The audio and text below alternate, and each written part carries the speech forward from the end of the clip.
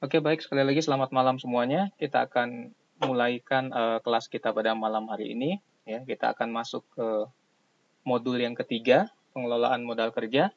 Sebelum kita masuk ke modul kita ini, saya ingin tanya apa semua modulnya udah diterima ya? Udah sampai semua ya?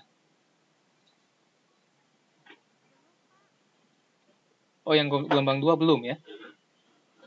Karena saya juga belum dapat modulnya gitu. Ya, itulah. Mungkin masalahnya karena ada masalah ini ya, corona ini, jadi pengirimannya jadi agak terhambat memang. Di Indonesia juga demikian. Pengiriman di Indonesia juga terhambat ya, karena kan penerbangan dikurangi sekarang. Jadi mudah-mudahan mudah-mudahan modulnya segera tiba. Saya juga sampai saat ini belum menerima modul, jadi saya masih pakai eh, file yang lama yang diberikan kepada saya. Nanti sebentar kalau misalnya ada yang berbeda dengan modul yang baru, karena kan modul ini modul yang edisi 2 ya. Sedangkan yang kita pakai sekarang ini adalah yang edisi 3. Jadi kalau ada sedikit perbedaan mungkin bisa di-share sebentar sama teman-teman yang sudah terima modul ya. Minta tolong ya. Oke, baik. Slide-nya kelihatan? Sudah terlihat? Slide-nya, PPT-nya, PowerPoint-nya. Bisa ya, kelihatan ya? Bisa kelihatan ya? Bisa ya, oke. Masih ada yang belum bisa terdownload PPT-nya?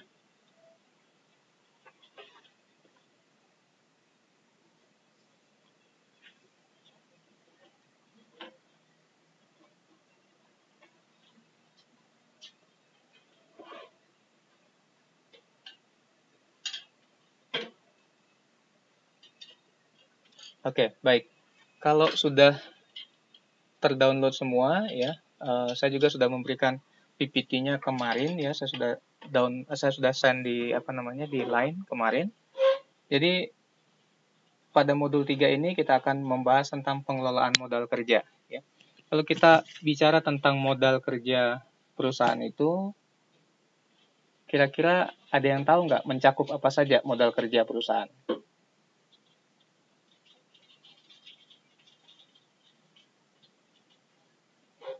Nah, jadi kalau kita bicara tentang modal kerja ini, ya, kita bicara tentang 3 hal sebenarnya. Ya. Yang pertama adalah manajemen kas, ya, manajemen piutang, dan manajemen inventory.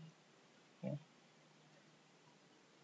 Jadi apa yang kita akan bahas di modul ini adalah 3 hal tadi ya. Bagaimana kita akan memanage kas, bagaimana kita akan memanage piutang, dan juga bagaimana kita akan memanage inventory. Oke. Anda lebih suka saya tunjukkan slide atau saya tunjukkan modulnya?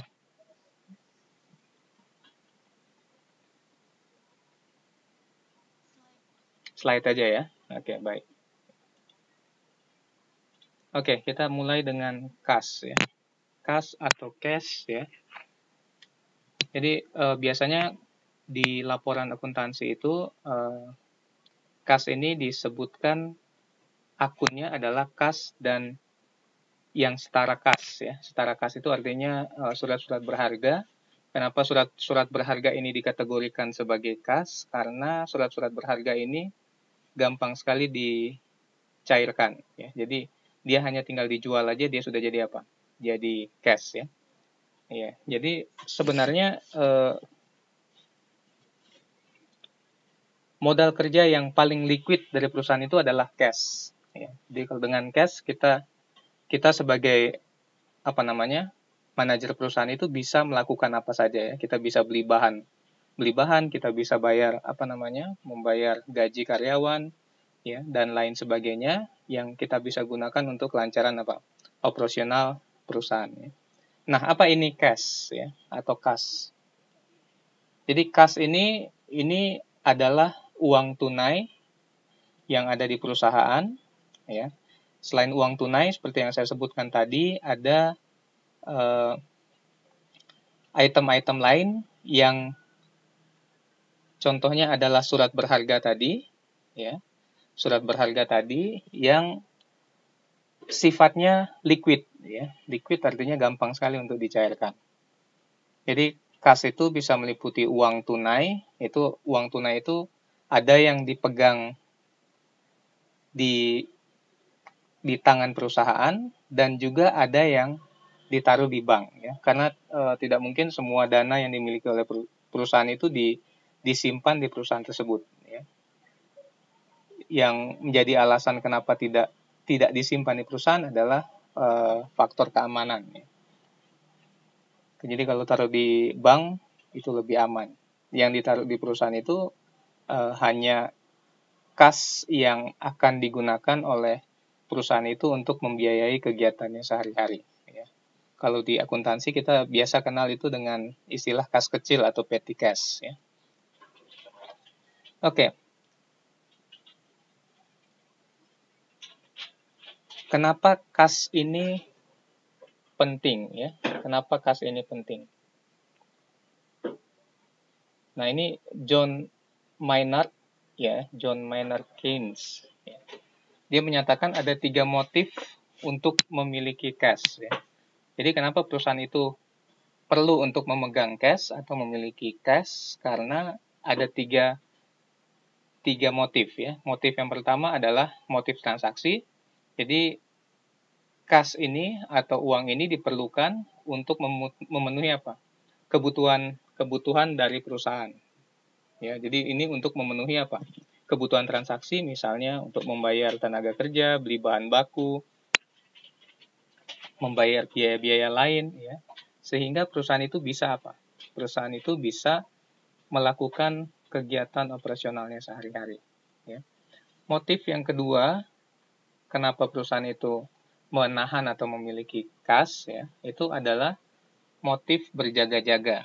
Jadi apa yang dimaksudkan untuk motif berjaga-jaga ini adalah perusahaan itu menyimpan cash untuk digunakan pada waktu akan datang, ya, digunakan di waktu yang akan datang untuk pengeluaran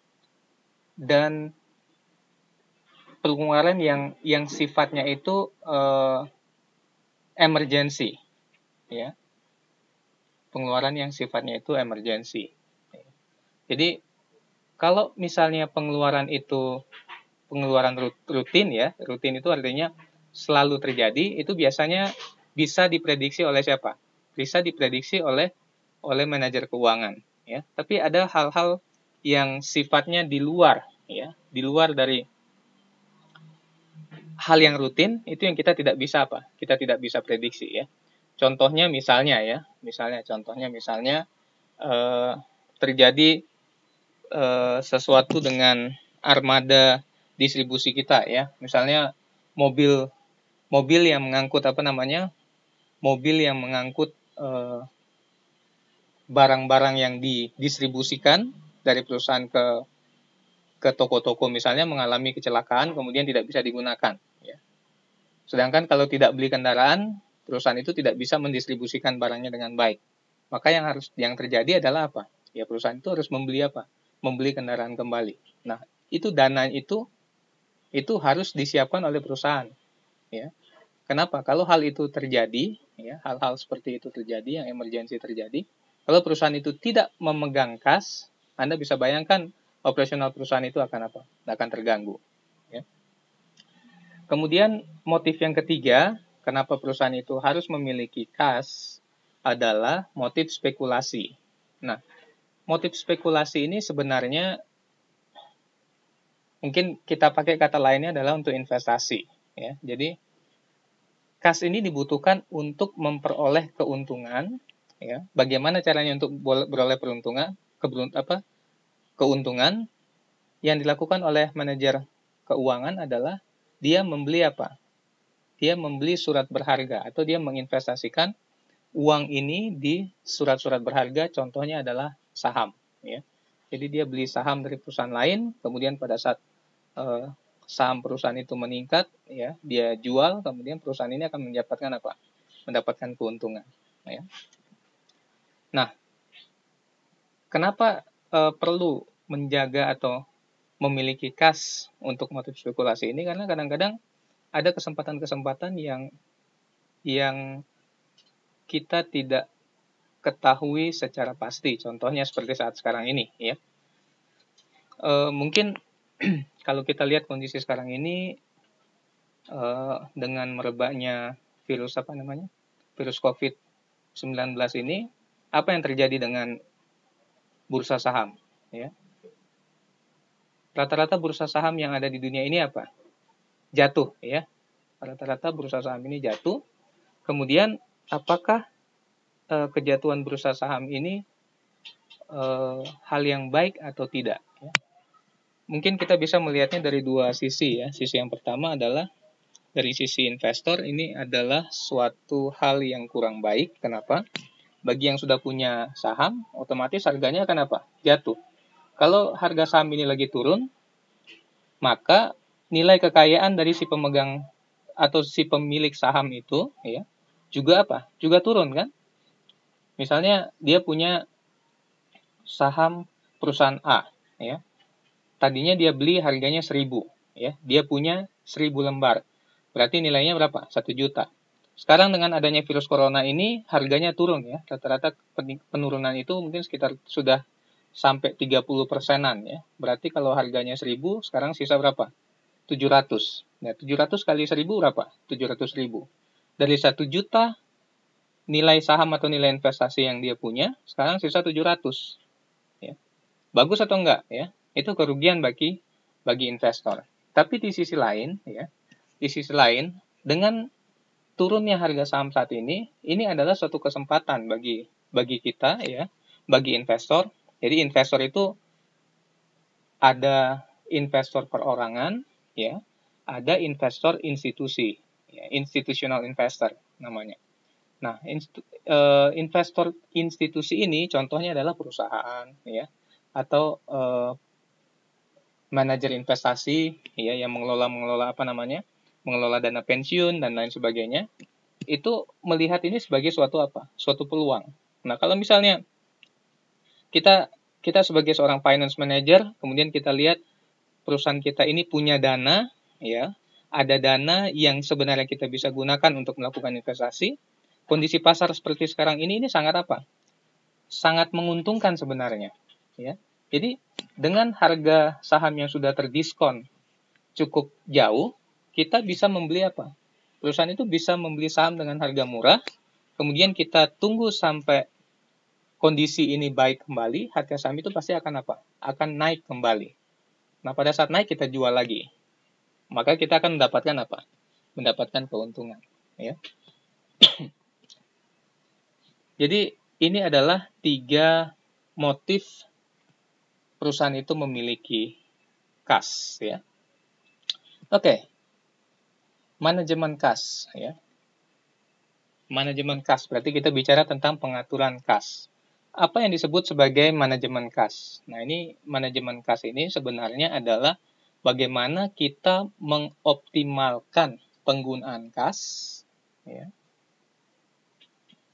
Mengoptimalkan penggunaan kas supaya kas itu bisa selalu ada, ya. Jadi ada 2 hal yang kita pastikan di sini, ya.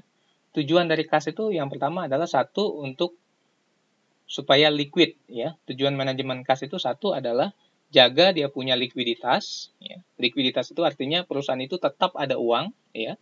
Dan yang kedua, uang yang ada ini kita gunakan untuk mendapatkan apa? Penghasilan atau earning, ya. Nah, likuiditas diperlukan karena kalau perusahaan itu tidak ada dana, maka dia tidak bisa beroperasi. Oke? Dana yang dimiliki oleh perusahaan itu tujuannya adalah untuk apa? Untuk diarahkan untuk mendapatkan keuntungan yang lebih besar lagi, ya. Oleh sebab itu, tugas seorang manajer keuangan ini bagaimana dia harus mengelola kas perusahaan itu dengan sebaik-baiknya, sehingga perusahaan itu tetap liquid dan bisa mendapatkan apa? Mendapatkan pendapatan atau earning tambahan. Ya. Oke.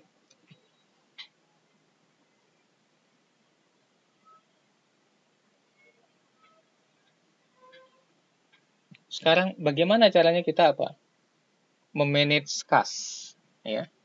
Bagaimana caranya kita memanage kas? Jadi aspek utama dalam manajemen kas ini adalah bagaimana kita bisa merencanakan apa? Penggunaan kas itu dengan baik, ya. Kalau kita bicara tentang perencanaan, ya, berarti ada dua hal yang kita harus apa? Ada dua hal yang harus kita perhatikan di sini, ya. Yang pertama adalah kita harus bisa, ya, menyusun anggaran atau perencanaan, ya. Anggaran ini atau budget ini sebenarnya adalah perencanaan yang dibuat untuk menjadi acuan bagi manajer keuangan supaya pada saat dia mengambil kebijakan-kebijakan itu, kebijakannya itu ada apa? Ada arahnya, ya. Arahnya. Jadi ada dua hal yang dia buat di sini, ya.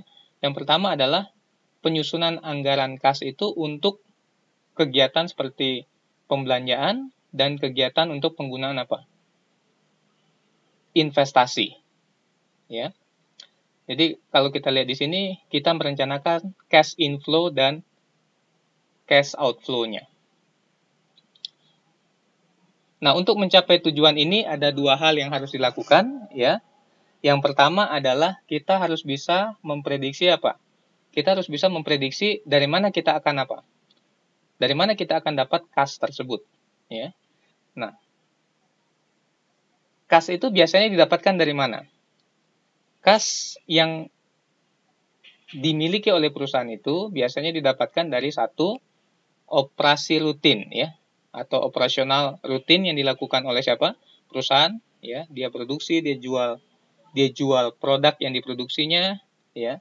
Dia dapat apa? Dia dapat cash, ya. Kemudian itu bisa juga dari, misalnya kalau dia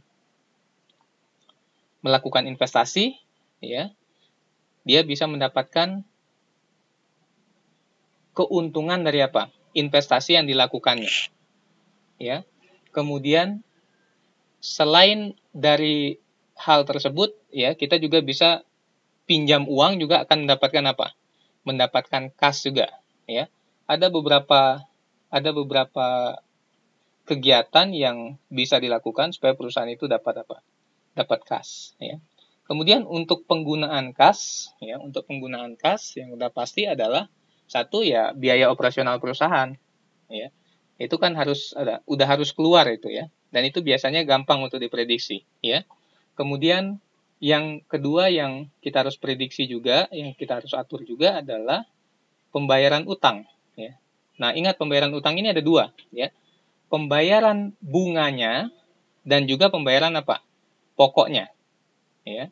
Kalau misalnya perusahaan itu menerbitkan surat utang atau obligasi, ya, atau bahasa Inggrisnya bonds, maka sebelum dia jatuh tempo, maka perusahaan itu wajib untuk bayar apa? Bayar kupon, ya. Bayar kupon namanya, ya. Bayar kupon payment, ya, pembayaran kupon, atau itu nama lainnya adalah bayar bunganya, ya. Pada saat utang itu jatuh tempo, maka itu akan apa? Akan dibayarkan, ya, pada saat jatuh tempo itu bunga untuk periode tersebut plus dengan pokok hutangnya, ya. Biasanya kalau Anda lihat di kalau Anda lihat di balance sheet, ya, atau neraca. Nah, di neraca itu kan ada dua macam hutang, ya, hutang jangka pendek dan hutang jangka panjang, ya, kewajiban jangka pendek, kewajiban jangka panjang. Biasanya hutang-hutang yang sudah hampir jatuh tempo, apalagi itu kurang dari 1 tahun, maka hutang jangka panjang yang tadinya hutang jangka panjang itu akan dipindahkan ke mana? Ke bagian hutang jangka pendek. Kenapa? Karena umur jatuh temponya sudah apa? Sudah dekat, ya. Jadi seorang manajer keuangan itu dituntut teliti terutama dalam melakukan perencanaan kas ini, ya. Baik bagaimana merencanakan sumber penerimaan kas maupun bagaimana merencanakan untuk apa? Penggunaan kas. Oke. Kemudian selain untuk kegiatan operasional, kemudian bayar utang, ya. Kas juga bisa digunakan untuk apa? Pembayaran dividen, ya. Pembayaran dividen bagi pemegang saham. Jadi ini semua harus apa? Harus direncanakan dengan sebaik-baiknya, ya.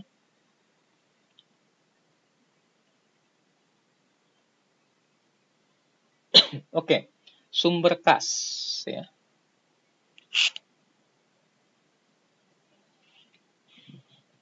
Jadi sumber kas itu seperti yang saya katakan tadi, ya, itu bisa dari hasil penjualan tunai atau penerimaan piutang. Jadi ada piutang, kemudian piutang itu ditagih, ya, perusahaan dapat dana dari situ. Kemudian jual aset, ya, misalnya dia punya mesin, kemudian mesin ini sudah 10 tahun digunakan, teknologinya sudah lumayan tertinggal, lalu perusahaan ini beli mesin yang baru, otomatis mesin yang lama ini sudah tidak dipakai, kemudian dia jual. Ya. Pada saat dia jual mesin yang lama ini, perusahaan akan dapat apa? Dapat dana. Ya. Kemudian kalau misalnya perusahaan itu juga menerbitkan saham, maka itu juga akan ada apa? Penambahan dana dari apa? Dari pemilik perusahaan, yaitu apa? Pemegang saham baru yang membeli saham perusahaan tersebut. Lalu perusahaan juga bisa dapat dana uang dari mana? Dari berhutang, ya. Baik itu melakukan pinjaman hutang di bank maupun menjual apa? Obligasi. Oke. Oke, ini juga salah satu sumber kas, ya. Penerimaan bunga, ya. Oke. Kemudian penggunaan kas, ya, sudah saya terangkan tadi, ya. Bisa digunakan untuk kegiatan operasional sehari-hari, ya. Bisa untuk melakukan investasi, bisa untuk melakukan pembelian aset, bisa untuk pembayaran dividen dan lain-lain, ya. Ini hanya contoh bagaimana kas itu digunakan. Oke. Oke, baik, sampai di sini ada pertanyaan? Ya. Ini banyak sekali, ya, banyak sekali penggunaan kas. Sama aja seperti kita sehari-hari gitu kan? Bagaimana? Modul 3. Modul 3. Maaf, dengan Mbak siapa, Mbak? Oke, baik. Ini modul 3, Mbak, ya.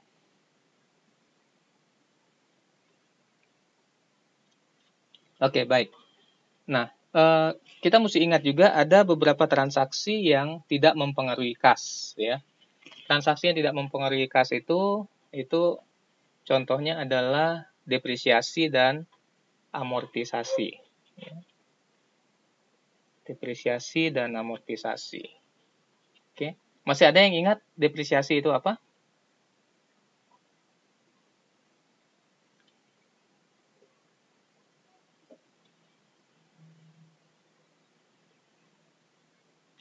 Masih ingat depresiasi? Iya, penyusutan. Masih ingat penyusutan itu untuk apa?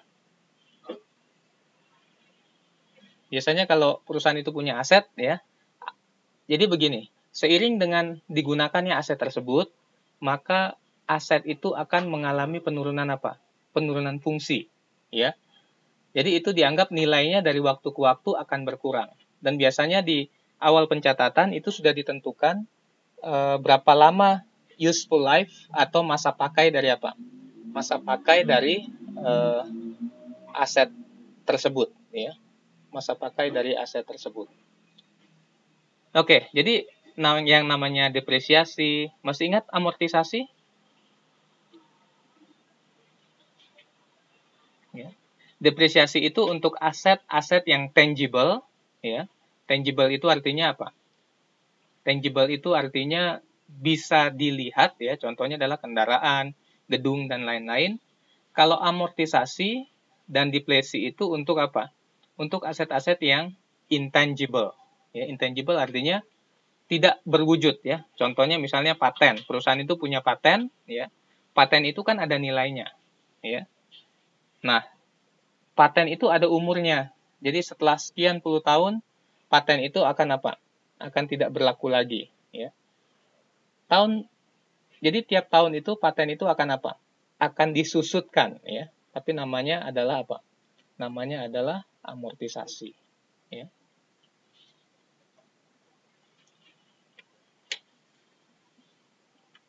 Oke. Penghapusan atau pengurangan nilai buku dari aktiva yang dimiliki, ya. Ini juga tidak ada cash in, ya, atau cash out, tapi dia apa? Dia menunjukkan apa? Menunjukkan kerugian di situ, ya. Oke. Pembayaran dividen dalam bentuk stok atau saham, ya. Jadi kalau misalnya dividen itu bukan dibayarkan dalam bentuk dana, berarti itu adalah transaksi apa? Transaksi non cash, ya. Makanya ini tidak apa? Tidak terjadi kas masuk atau kas keluar di sini, ya. Yang terjadi hanya apa? Hanya penambahan atau penambahan, ya. Penambahan saham dari pemilik saham karena adanya pembayaran stok dividen yang dilakukan oleh perusahaan, ya. Oke.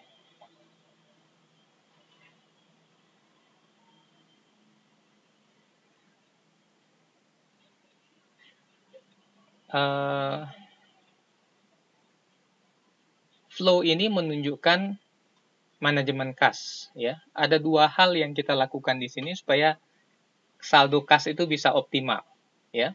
Yang pertama adalah kita mempercepat pemasukan kas, dan yang kedua adalah kita memperlambat pengeluaran kas, ya. Jadi supaya kas kita optimal, ya, ada dua hal yang kita lakukan, ya. Mempercepat pemasukan kas dan memperlambat pengeluaran kas. Bagaimana caranya? Ya, bagaimana caranya? Oke, contoh misalnya untuk mempercepat pemasukan kas, ya. Untuk mempercepat pemasukan kas. Salah satu cara yang dipakai supaya, ya, misalnya supaya customer itu atau konsumen atau pelanggan kalau mereka melakukan pembelian itu tidak melakukan pembelian secara kredit. Kita tahu kalau pembelian itu dilakukan secara kredit, maka pembayaran itu akan dilakukan saat itu juga atau nanti pada saat jatuh tempo. Nanti pada saat jatuh tempo, ya.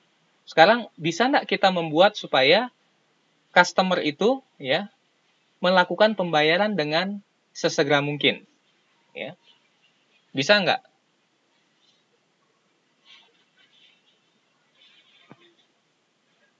Bisa?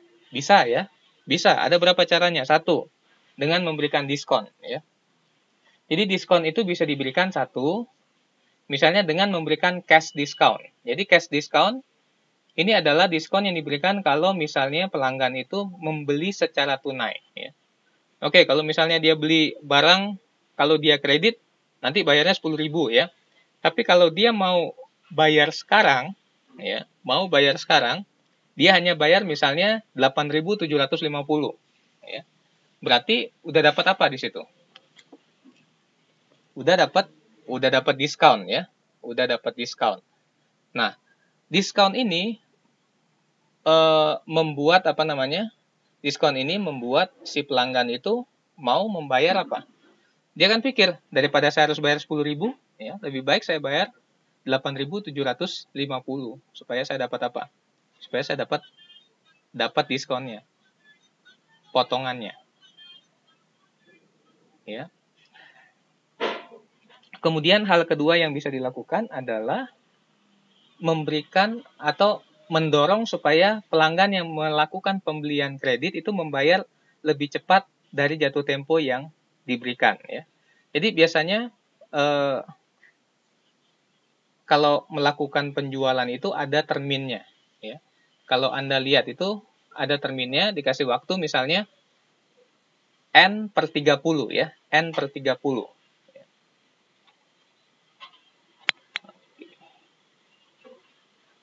Jadi N per 30, sorry ya. Ini 2 per 10. Anda bisa lihat ini, ya. Anda bisa lihat apa yang saya tuliskan. Ada muncul tulisan saya?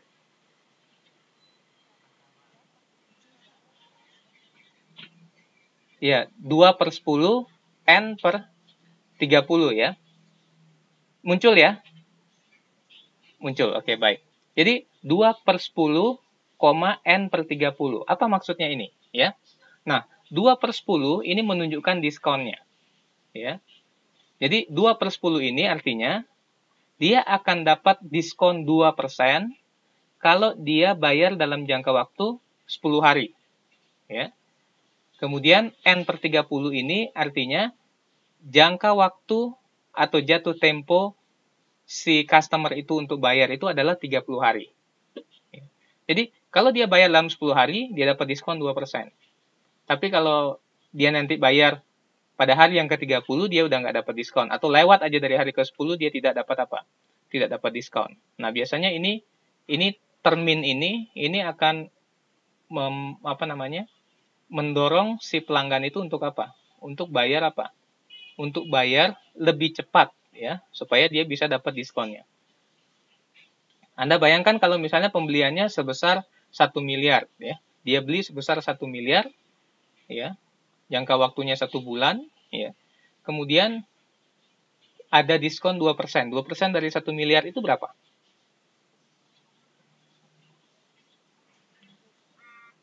2 juta ya. 2 juta ya. Saya belum pernah pegang uang 1 miliar soalnya. 2 juta atau 20 juta?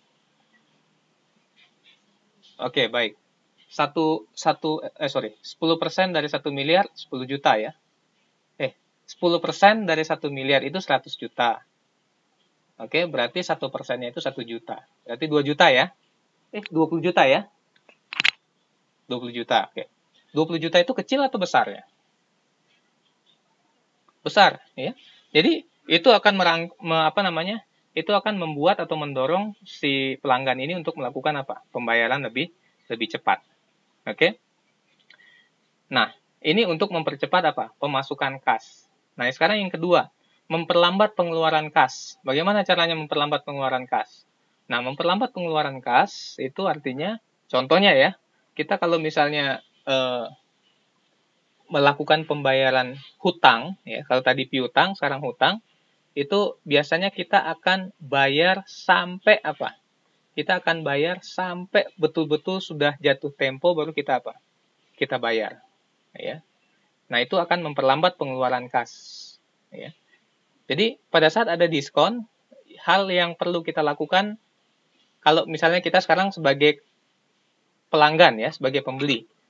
Kan kita menjual barang kepada pelanggan, tetapi kita juga menjadi apa?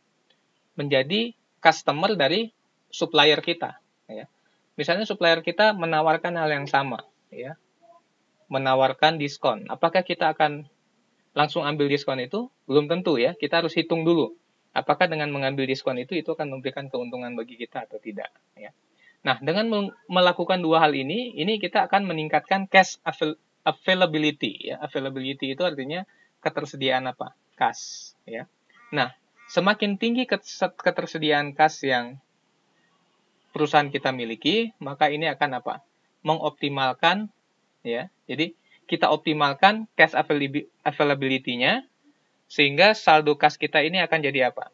Saldo kas kita ini akan jadi optimal, ya. Oke, ini yang saya terangkan tadi, ya.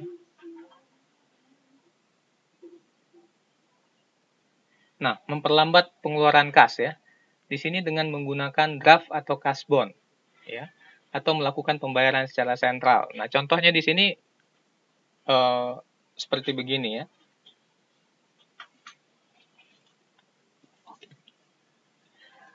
Contohnya adalah misalnya begini. Saya pernah punya pengalaman jadi akuntan dulu ya. Kemudian perusahaan kami ini melakukan penagihan terhadap supermarket ya, atau swalayan-swalayan. Ya. Jadi pada saat melakukan penagihan ya, ini pinter mereka ya. Swalayan ini pinter ya. Jadi yang mereka bikin adalah sistemnya seperti ini. Jadi ada hari untuk menukar nota dan ada hari penagihan ya. Jadi dalam 1 minggu itu dibikin ada 2 hari untuk pembayaran ya. Misalnya hari Selasa itu khusus untuk tukar nota. Ya. Jadi semua nota yang sudah jatuh tempo ya harus ditukar dengan tanda terima dulu ya, karena alasan mereka adalah nota tersebut akan diproses untuk pembayarannya ya.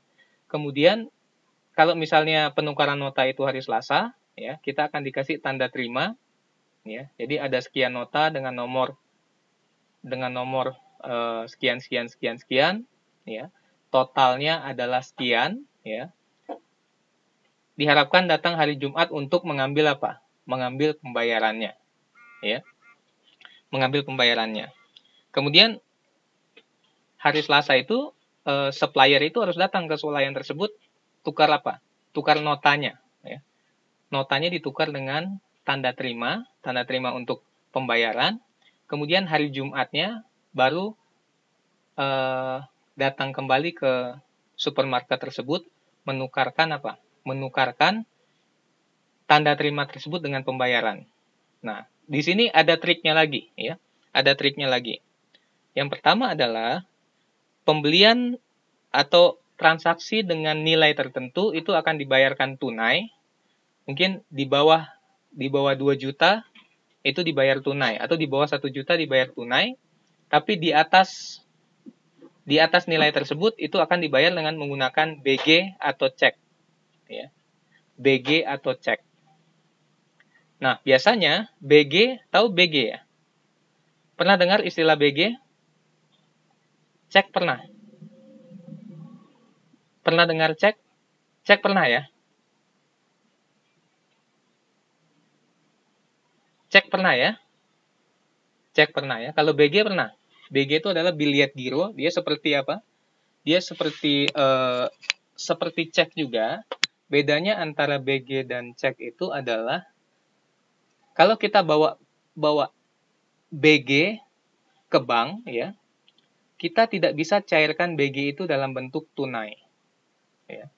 Yang dilakukan adalah BG itu kita masukkan, kita setorkan ke bank, kemudian bank itu akan melakukan proses clearing ya. Baru dana itu akan masuk ke rekening dari perusahaan. Ya. Kalau cek beda. Kalau cek adalah kita datang ke bank, kita serahkan cek tersebut, kita ambil apa? Ambil dana tunai. Ya. Itu bedanya antara BG dan cek ya. Nah, yang saya mau soroti di sini bukan beda antara BG dengan ceknya, tapi bagaimana mereka melakukan apa? Optimalisasi apa? Atau memperlambat pembayaran ya. Apa yang dilakukan adalah tanggal BG atau cek itu, jadi misalnya terimanya hari Jumat ya, maka tanggal pencairannya itu tidak dibikin hari Jumat ya, tapi dibikin Senin hari berikutnya. Nah, Anda bayangkan bahwa nota yang sudah bisa ditagih adalah nota yang jatuh tempo ya. Misalnya jatuh temponya tanggal 5 itu hari Senin. Kemudian saya datang tanggal 6 ya. Berarti perusahaan ini sudah menunda berapa lama? 1 hari kan? Perusahaan ini sudah menunda 1 hari hanya untuk tukar apa? Hanya untuk tukar tanda terima. Nota ditukar dengan tanda terima. Ya. Kemudian, ya, dari hari Selasa tanggal 6 itu, nanti saya bisa tukar tanda terima itu dengan alat pembayarannya, BG atau cek itu hari Jumat. Berarti berapa hari sesudahnya? Ya, Rabu, Kamis, Jumat. 3 hari lagi. Ya. 6, tanggal 9. Ya. Tanggal 9 itu saya baru terima apa? BG atau cek. Nah, BG atau cek ini, ya, tanggalnya bukan tanggal 9, tapi tanggalnya tanggal hari Seninnya. Berarti Sabtu, Minggu, Senin, tambah 3 hari lagi. Tanggal 12. Ya. Tanggal 12 baru apa? Tanggal 12 baru saya bisa apa? Cairkan dananya. Nah, kalau dia BG, berarti ada proses clearing ya. Clearing itu biasanya 1 hari. Jadi kalau kita masukkan sebelum jam 9 ya, kita masukkan sebelum jam 9 atau jam 10 pagi, biasanya clearing itu akan jalan hari itu. Artinya dana masuk hari itu. Tapi kalau kita storekan lewat dari jam 10, berarti clearing besok harinya. Berarti besoknya baru bisa apa? Baru bisa cair dananya. Berarti itu tanggal 13. Anda bayangkan dari tanggal 5 ke tanggal 13, berapa hari selisihnya? Dari tanggal 5 ke tanggal 13. Ada selisih 8 hari. Ya. Jatuh tempo tanggal 5, nanti baru keluar uang dari supermarket itu tanggal 13. Ada 8 hari selisih. Jadi Anda lihat bagaimana supermarket itu memperlambat apa? Pengeluaran kasnya dengan membuat apa? Sistem yang demikian. Ya. Dan itu terjadi di apa? Dan itu terjadi secara nyata, ya. Itu dilakukan, prakteknya dilakukan oleh banyak perusahaan sekarang ini, ya. Kalau ditanya ya apakah itu sah, ya sah saja ya. Kalau misalnya perusahaan yang dihutangi itu menerima kondisi demikian, ya. Dengan catatan tidak pernah ada apa? Dengan catatan tidak pernah ada uang prestasi atau tidak ada pembayaran, ya. Misalnya ceknya kosong atau BG-nya kosong, ya. Kalau misalnya itu selalu tepat waktu, maksudnya begini ya. Pada saat disetorkan ke bank, dananya selalu ada, itu tidak masalah, ya. Yang masalah itu kalau dananya tidak ada, ceknya kosong misalnya, ya itu masalah jadinya, ya. Oke, jadi kurang lebih demikian contoh untuk memperlambat apa? Pengeluaran kas, ya. Nah ini ada semua. Jadi saya kasih contoh realnya ya, sesuai dengan apa yang saya pernah alami. Ya. Oke, sekarang faktor-faktor yang mempengaruhi besar kecilnya persediaan kas, ya. Apa saja yang mempengaruhi besar kecilnya persediaan kas, ya? Yang pertama adalah perimbangan antara cash inflow dan cash outflow, ya.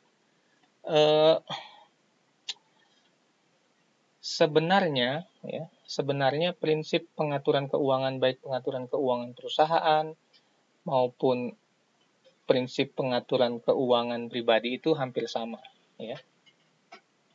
Intinya apa? Intinya adalah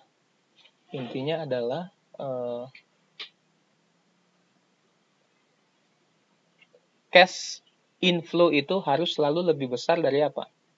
Cash inflow itu harus selalu lebih besar dari cash outflow, ya.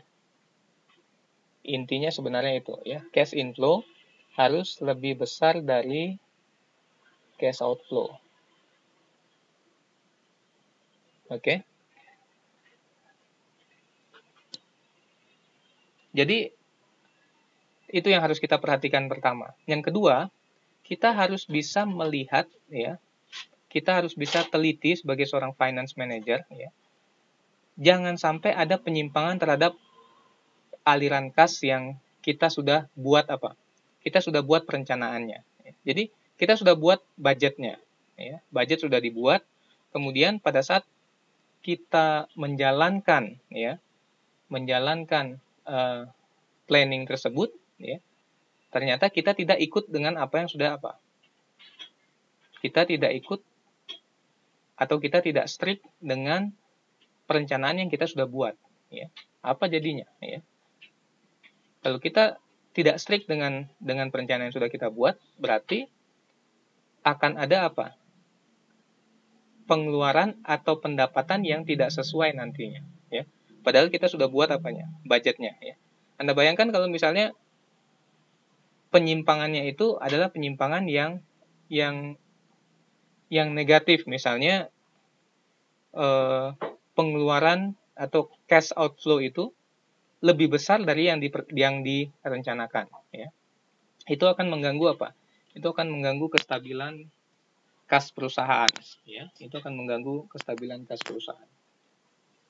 Oke, penganggaran kas, ya. Salah satu faktor yang mempengaruhi besar kecilnya persediaan kas adalah semakin baik budgeting yang kita buat, ya, penganggaran kas yang kita buat, maka kita akan bisa menjaga ya ketersediaan kas kita itu dengan apa?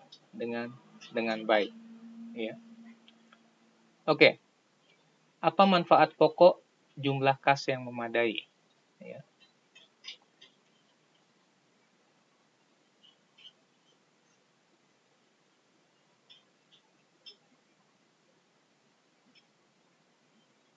Oke. Oke, sebelum kita lanjut, ada pertanyaan sampai di sini?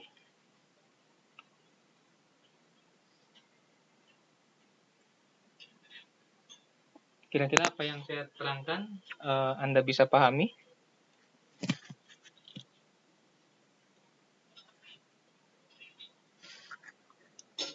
Bagaimana teman-teman? Ada pertanyaan?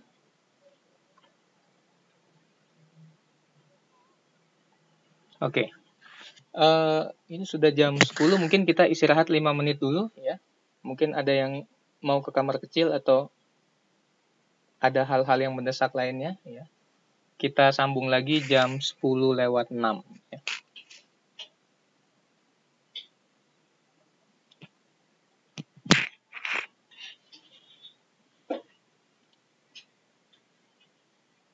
Apa itu? Nggak masalah, Pak. Mereka senang dengar suara Bapak. Mereka senang dengar suara Bapak, Pak.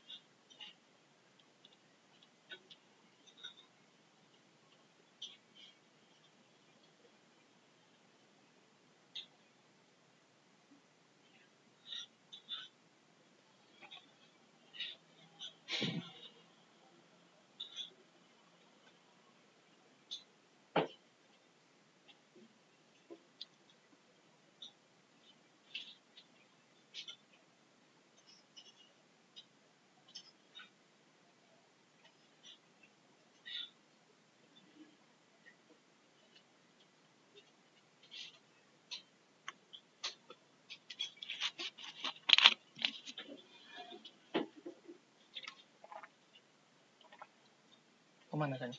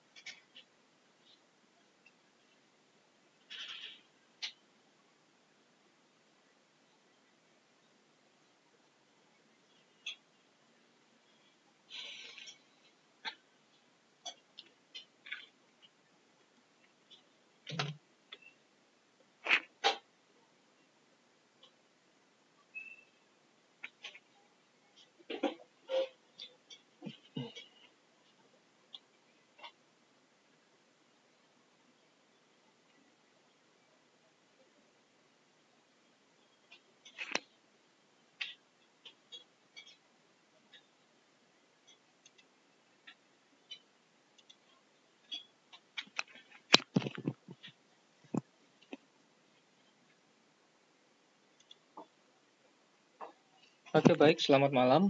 Kita akan lanjutkan kembali. Apakah suara saya bisa terdengar?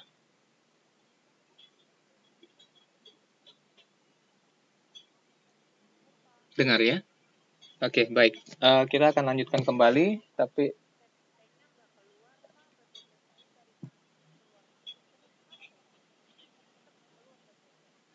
PPT-nya nggak keluar ya. Mungkin mbaknya bisa, oke. Mungkin bisa di-download ya. Bisa di-download dari line-nya. Kan di line saya sudah share kemarin.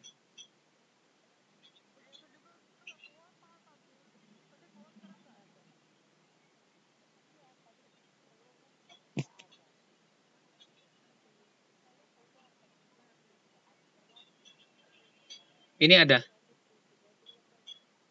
Ini ada ya? Oke. Oke. Mungkin masalah, saya nggak tahu, mungkin masalah internetnya mungkin ya. Tapi yang lain kelihatan ya? Iya. Itu juga saya bingung juga. Mampetnya di mana ini? Mungkin harus ganti HP, Mbak. Mungkin bisa tukeran sama HP saya mungkin. HP saya kelihatan ya.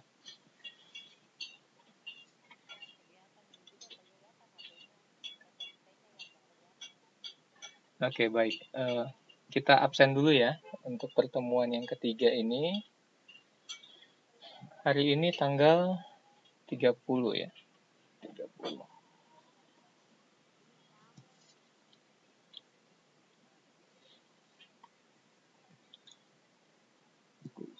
Oke, sebentar saya absen dulu ya.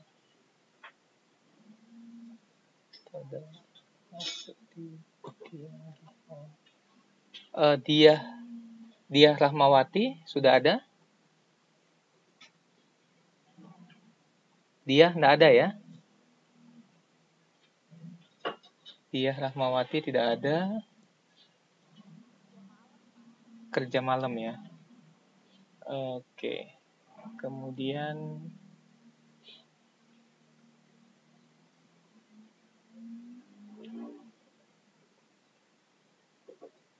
ini Mbak Eka Pangesti ya, sudah masuk belum?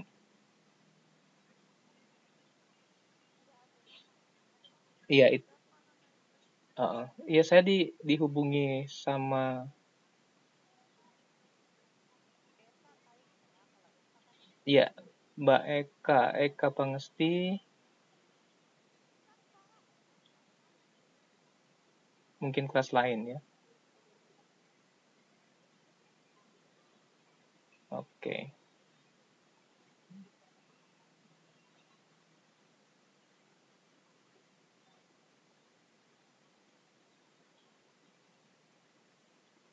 Oke, iya, dari angkatan 9.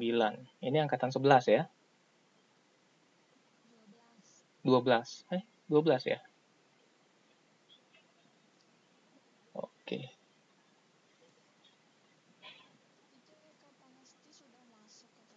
Iya, oke, baik.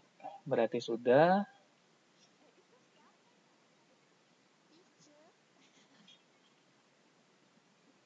Oh, oke, baik.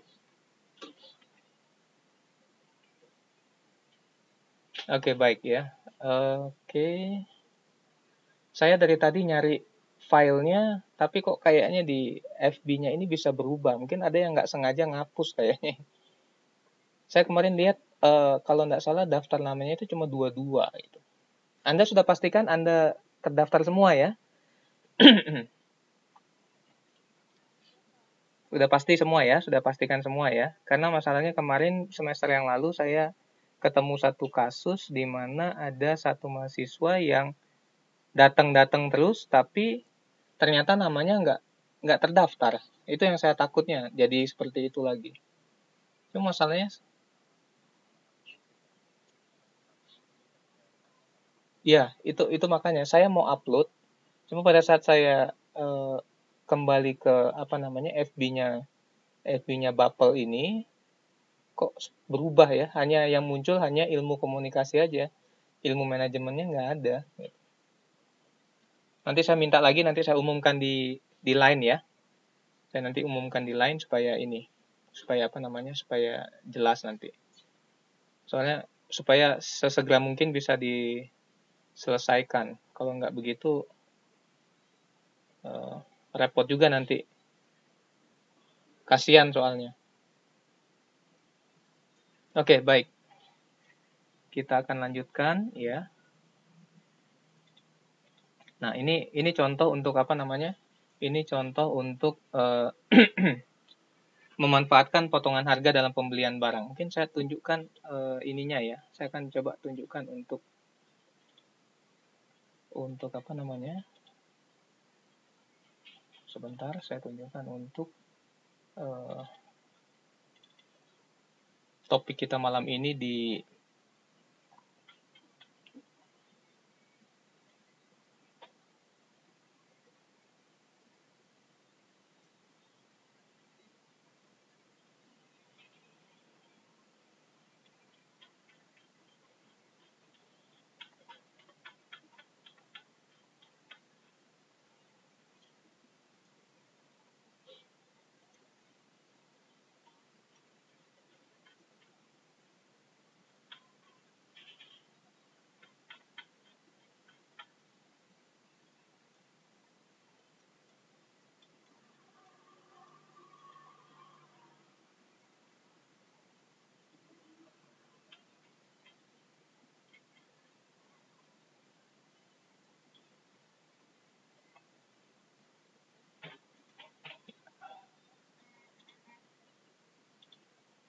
Oke.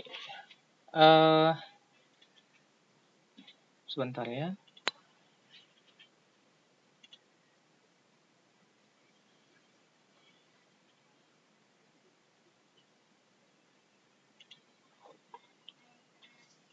Oke, baik. Anda bisa lihat ini ya.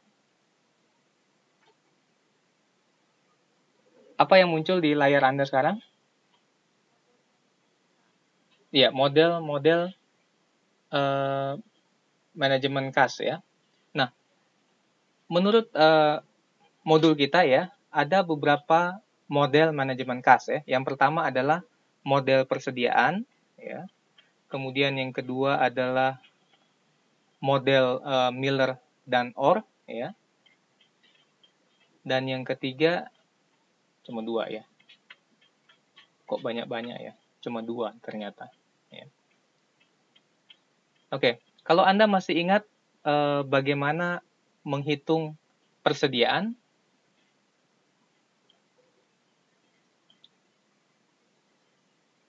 masih ingat menghitung persediaan, economic order quantity masih ingat? Ya. Itu belajar di mana ya? Menghitung economic order quantity. Ya. Pernah hitung economic order quantity belum?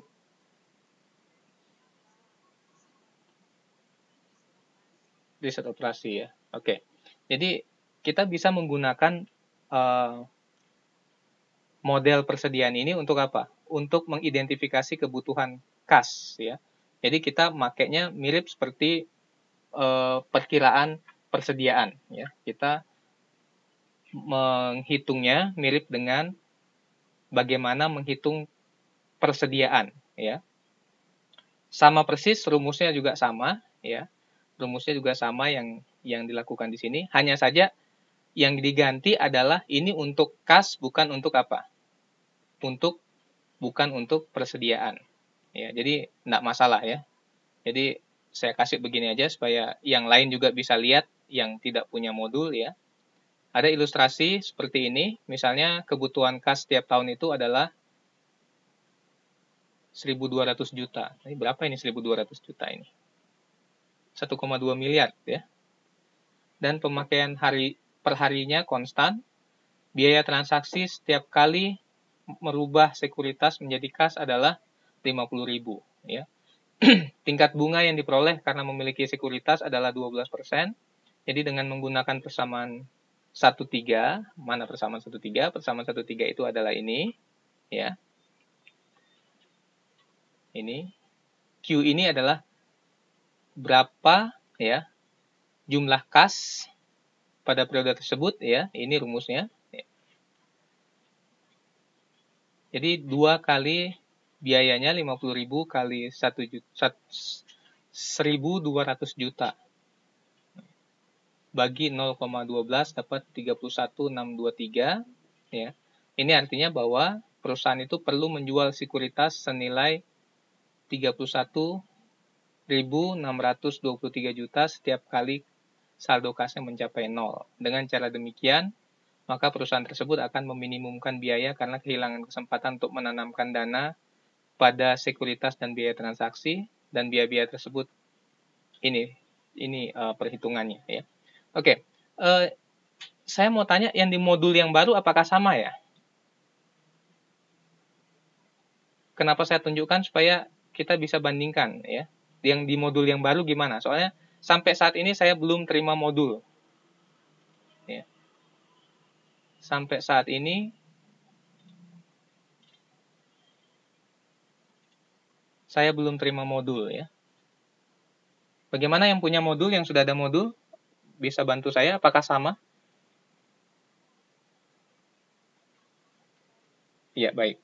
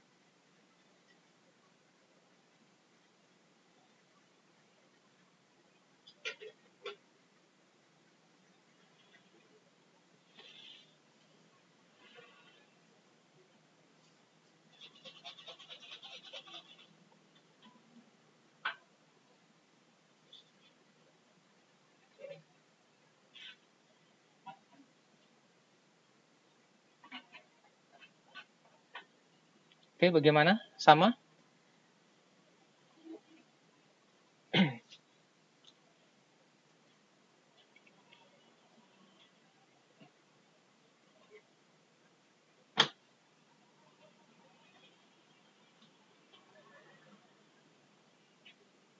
Ketemu nggak ya? Ini judulnya. Model-model manajemen kas.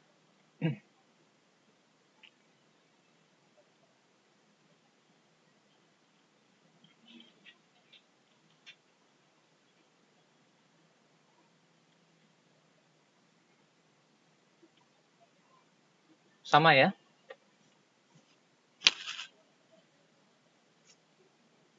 Oh, kalau lihat ya, kalau lihat di Google ya. Ya, itu modul untuk edisi 2 ya. Yang kita pakai sekarang edisi 3.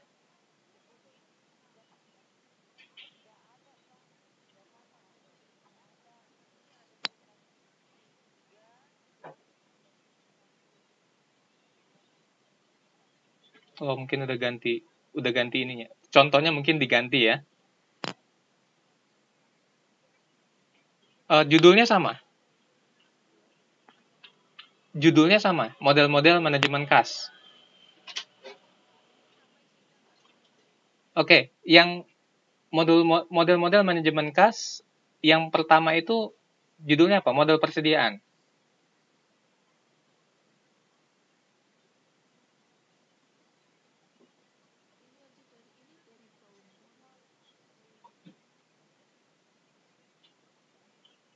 Oke. Cuma bau mall aja ya. Ini bau mall. Model persediaan bau mall nggak ada ya. Oke. Inilah masalahnya kalau kita nggak dapat modul ya. Kita masih pakai modul yang lama, kemudian yang mau diujikan nanti keluarnya dari modul yang baru. Nah, itu yang bahaya ini. Saya juga yang dikasihnya ini adalah modul yang lama. Ini bingung juga saya. Sampai sekarang saya belum terima modulnya. Ya.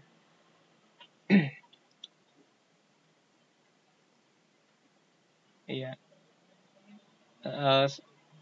Iya, oke.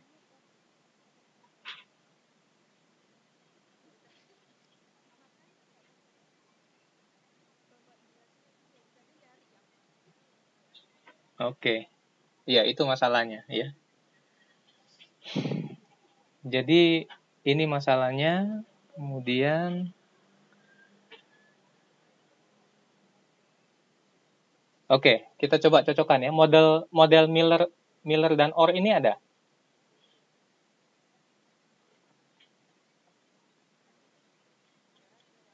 Nggak ada ya. Dia masuk ke sistem pengumpulan dan pembayaran kas. Untuk pastikan ini ya, pastikan modul 3 ya. Topik ketiga ya. Oke. Saya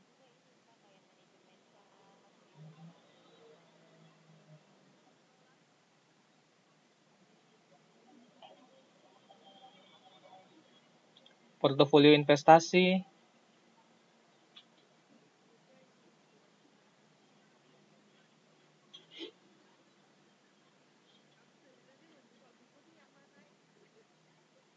Oke. Jadi kesalahan bukan dari pihak kita ya. Bukan dari pihak mereka. Kesalahan ini karena kesalahannya virus corona ya.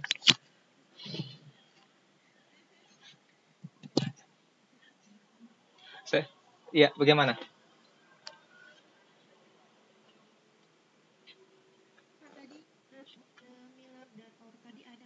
Miller dan Orr ada ya? Oke. Bagaimana Mas tadi usulnya Mas?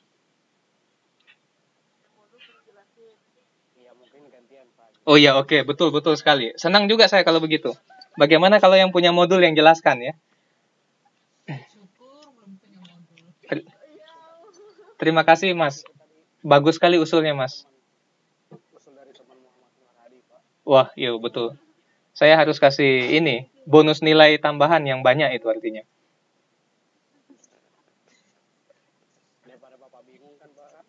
Iya, kita yang nggak punya modul yang bingung gitu. Yang punya modul nggak bingung mereka. Oh iya, oke.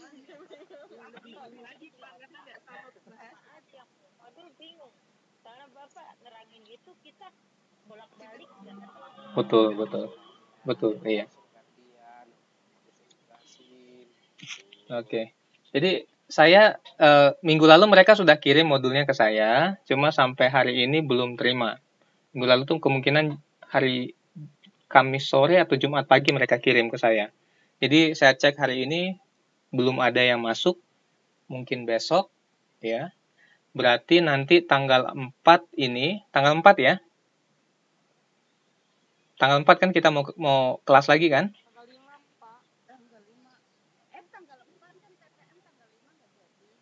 Iya. TTM tanggal 5 nggak jadi.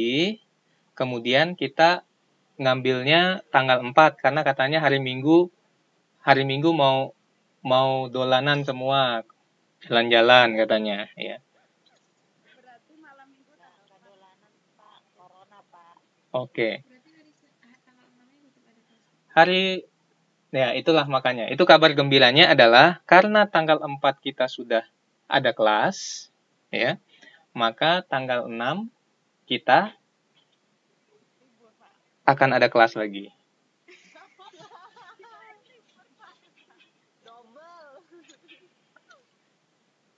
Gimana? Ya. Persetujuan aja kalau gitu ya. Atau nggak mau ada kelas sampai habis kelas, boleh juga sampai habis semester.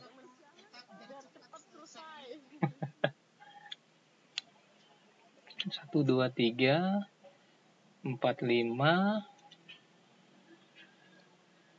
6, 7, 8, 9, 10. Berarti tanggal 4. Kita harus selesai itu tanggal 11.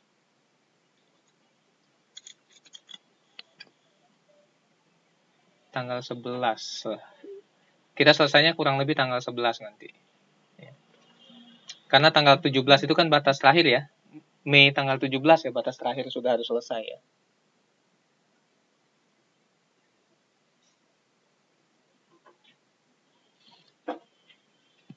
Oke. Jadi bagaimana ini? Bagaimana yang punya modul sudah siap untuk membantu untuk menjelaskan?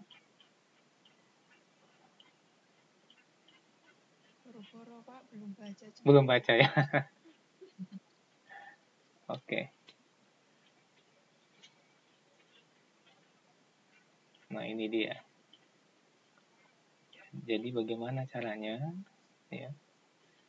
Bagaimana caranya adalah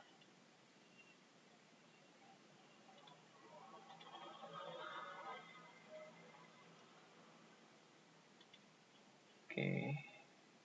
Kalau besok maksudnya minggu depan belum ada modul lagi, minta fotoin aja, Pak. Sudah saya minta fotoin minggu lalu ya, kalau nggak salah ya. Belum ada yang ngirim. Kebetulan sampai sekarang saya nunggu di depan HP itu belum muncul. Ya ampun, Bapak nggak bilang sih. Saya malu bilangnya, Pak. Terus kalau itu sih Pak, model bednya itu bisa nggak ya? Yang dari pustaka itu putih. Iya, saya nggak dikasih soft copy-nya gitu. Kalau yang semester lalu, saya bisa akses untuk mata kuliah yang saya ajar. Tapi untuk yang semester ini, username dan password yang dikasih ke saya itu sudah nggak berlaku gitu. Masih berlaku tapi hanya untuk materi yang saya ajar semester yang lalu. Padahal materi yang saya ajar semester yang lalu itu tidak saya ajar sekarang gitu. Jadi materi yang saya ajar semester lalu itu adalah analisis kasus bisnis. Itu dia. Oke. Nggak apa-apa lah ya kita. Saya pingin demikian, cuma masalahnya adalah nanti malah teman yang saya pinjam nanti nggak belajar jadinya. Kan nggak enak saya. Yang kedua masih ingat kan waktu kelas kita yang di manajemen information system? Ya. Iya, teman-teman kan rata-rata ini sangat menjaga bukunya gitu. Bukunya disimpan, dijaga baik-baik sampai mulus semua gitu.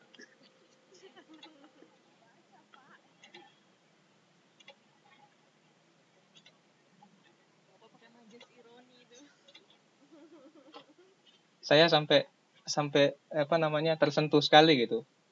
Luar biasa sekali ya menjaga buku itu gitu. Saking sayangnya sama bukunya, memang saya lihat sampai akhir semester itu kan, sampai TTM kedua itu bukunya masih lipetan aja nggak ada gitu loh. Coretan ada Pak, lipetan nggak ada. Iya. Coretannya ada di kertas kosong yang HPS-nya yang saya lihat. Itu niatnya mau dilaminating tuh Pak. Oke. Jadi, kita bahas yang ada aja ya. Tadi yang ada itu adalah Baumol itu nggak ada ya, jadi kita skip aja ya. Ya mau nggak mau lah, kita skip aja gitu. Baumol nggak ada, kita skip. Sebentar, kita udah sampai di mana tadi? Ini kalau presentasi online begini. Nah, kabar gembiranya adalah begini. Sekarang teman-teman mahasiswa di Indonesia mengikuti apa yang kita lakukan saat ini. Mereka melakukan tutorial online sekarang. Kelas online itu. Jadi kita udah lama melakukan, teman-teman di Indonesia baru melakukan. Jadi karena mereka sudah tidak bisa keluar lagi kan, kampus bukan diliburkan, kampus itu tetap berjalan, tapi berjalannya di dunia maya sekarang, ya, online. Nah, Anda sudah ada pengalaman dengan demikian, ya. Jadi kalau misalnya ada wabah sejenis corona ini kemudian Anda nanti jadi mahasiswa, ya nggak akan masalah lagi, ya. Sudah ada ini. Oke.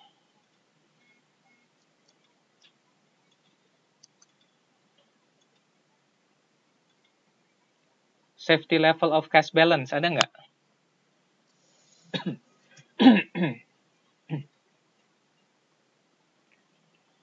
Nah, ini safety level of cash balance ini adalah jadi ini seperti persediaan sebenarnya ya. Biasanya kalau persediaan itu inventory itu kan harus ada apa? Cadangan inventory ya. Yang harus selalu ada di perusahaan supaya perusahaan itu tidak berhenti apanya? tidak berhenti operasinya ya. Nah, cash ini juga harus ada safety ya. Safety ini bukan pakai V, harusnya pakai F ya. Mohon maaf ini. Teman yang rekan saya mengirimkan ini juga ada typo ya. Salah ketik ya. Safety ini pakai F bukan pakai V ya. Safety level of cash balance ya. Jadi harus ada saldo kas minimum yang perlu dimiliki oleh perusahaan untuk melindungi perusahaan itu dari resiko ya. Nah, rumus safety cash balance itu adalah jumlah hari yang diinginkan kali rata-rata harian pengeluaran kas ya. Nah, safety cash balance ini sebenarnya ikut safety stock ya. Safety stock itu kan kalau kita bahas inventory, kalau Anda masih ingat ya. Kalau Anda pernah belajar sebelumnya, safety inventory itu adalah jangka waktu di mana kita menanti inventory yang kita pesan itu sampai ya. Jadi berapa lama kita harus ada safety itu kan level amannya ya. Berapa lama kita memperkirakan bahwa kita akan mendapatkan inventory itu ya. Jadi kita harus kali berapa penggunaan inventory itu harian kali dengan berapa lama kita akan gunakan. Kalau untuk cash juga demikian, berapa lama hari yang diinginkan untuk safety level tersebut, kemudian kali dengan rata-rata pengeluaran cash harian.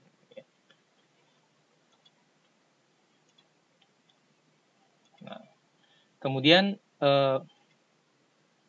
ini contoh untuk minimum cash ya.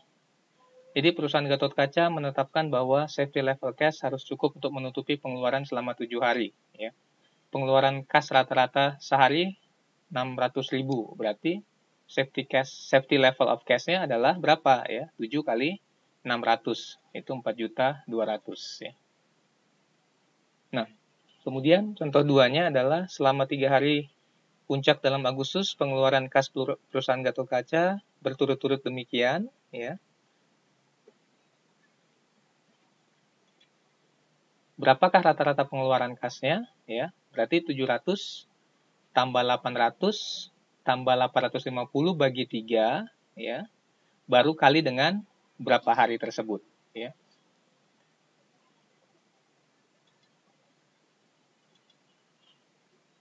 Oke, menentukan kas optimal dengan menggunakan model Baumol. Ini ada nggak ya? Di modul yang baru ada nggak?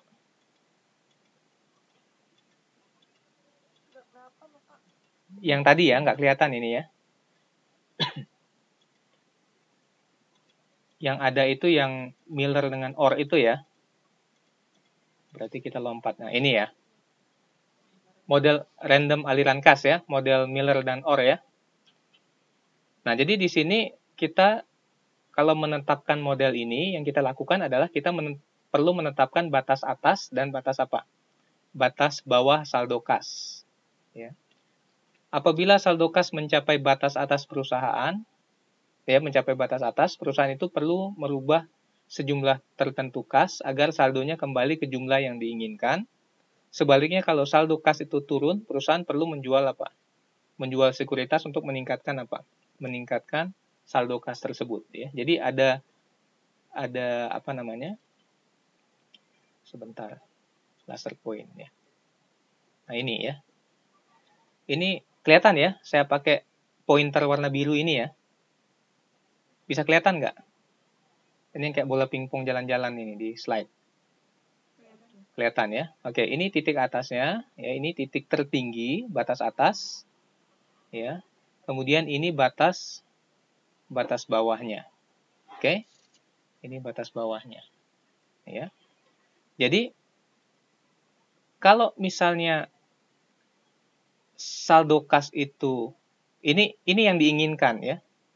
Mana sih yang diinginkan? Ya. H batas atas dan Z batas bawah saldo ya. Jadi kalau misalnya saldo kas itu mencapai batas atas, perusahaan perlu apa? Dia perlu rubah ya. Perlu rubah artinya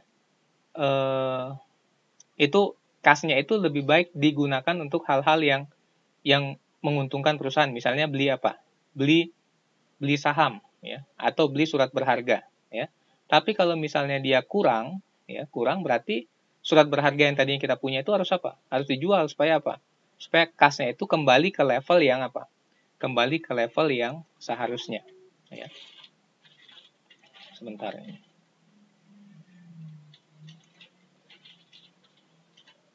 Nah, ini perbaikan model Baumol. Ini adalah, jadi model Miller dan Orr ini adalah perbaikan untuk model apa? Baumol, ya. Nah, untuk menghitung nilai set, ya, nilai set itu adalah nilai bawah, ya. Ini rumus yang digunakan. Coba yang punya modul baru, minta tolong dicek apakah rumusnya sama atau sudah berubah lagi rumusnya ini. Ya. Ganti edisi, ganti rumus jadinya.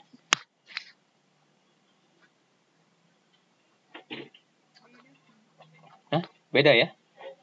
Rumusnya gimana? Mungkin Anda bisa foto kemudian kirim ke saya.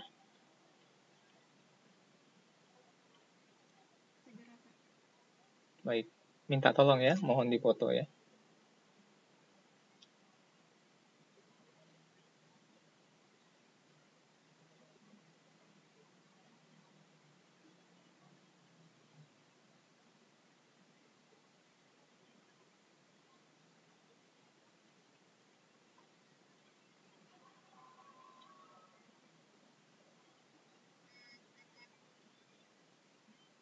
Oke, baik, terima kasih.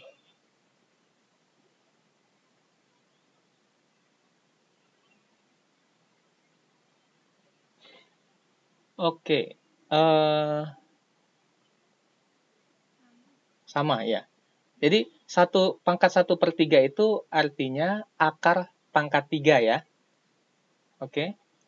Jadi iya, jadi ini teman saya menulisnya seperti ini, rekan saya menulisnya seperti ini. Mungkin karena agak susah untuk menemukan akar pangkat 3 di PowerPoint, jadi dia pakai pangkat 1/3 ya. Ini sama ininya. Ya. Oke, jadi teman-teman bisa lihat di line ya. Teman-teman bisa lihat di line. Oke, ya. Jadi ini di foto bisa lihat di line seperti ini rumusnya ya.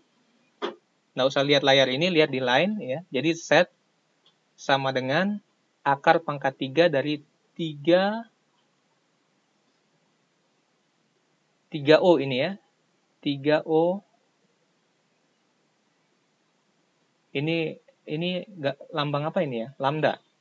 3O lambda kuadrat ya, bagi dengan 4I. Apa ini O? Ya, apa ini Z? Z itu adalah batas bawah yang akan dicari. H itu adalah batas atas ya. Kemudian H itu adalah batas atas. Kemudian B itu adalah biaya transaksi. Jadi biaya transaksi tetap untuk pembelian atau penjualan surat berharga. Lambda kuadrat itu adalah varians aliran kas bersih ya. Dan I itu adalah bunga harian untuk investasi pada sekuritas ya. Jadi nilai set itu rumusnya seperti yang ada di foto itu.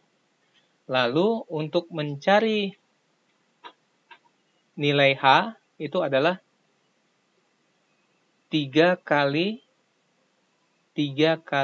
Z ya. Kemudian C itu sama dengan 4 set per 3 ya. Oke, nanti kita bisa lihat contohnya seperti ini ya.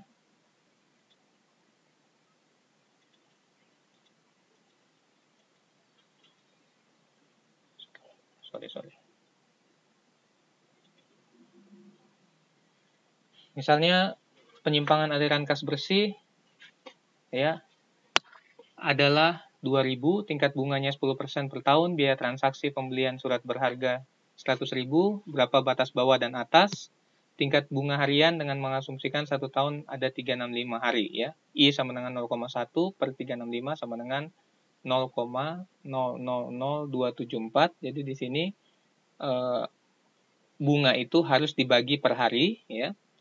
Kemudian varians aliran kas bersihnya adalah lambda kuadrat sama dengan 2000 kuadrat sama dengan 4 juta.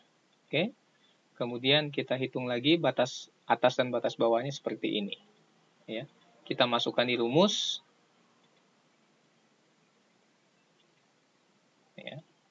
Saldo rata-rata kasnya harusnya 137.424.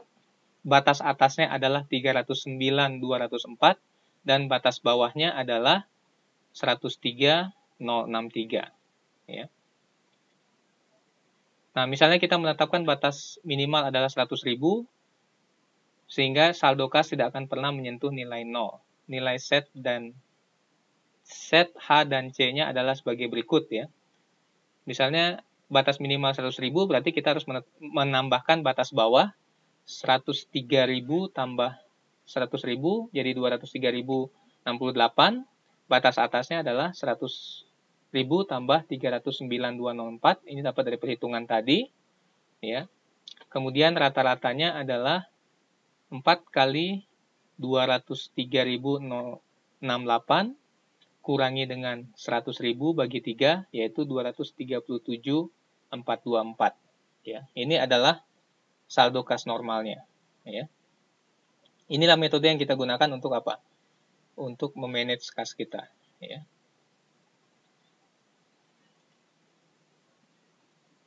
Oke, sekarang tadi itu kita baru baru mengatur kas ya. Sekarang kita mau atur piutang. Nah, seperti yang saya katakan tadi ya di awal bahwa manajemen modal itu ada 3 ya. Cash, piutang, dan inventory sebenarnya ya. Cash, piutang, dan inventory. Boleh tolong cek yang di modul baru ada inventory enggak ya? Manajemen inventory enggak? Mungkin dia agak ke belakang ya.